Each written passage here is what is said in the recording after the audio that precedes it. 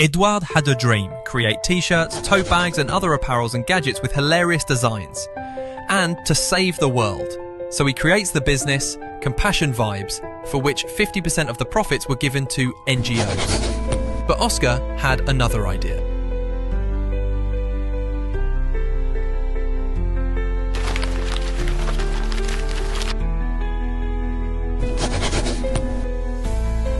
He wants to send the money to help people.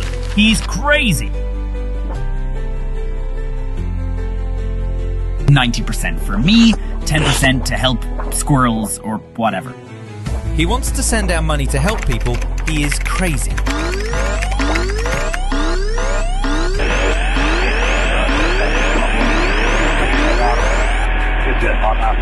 Foul play detected. Compassion enforcement activated.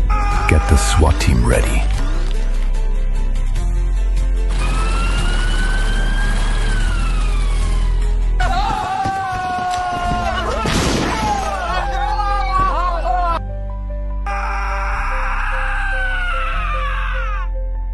I wanted bones made of gold, not karma.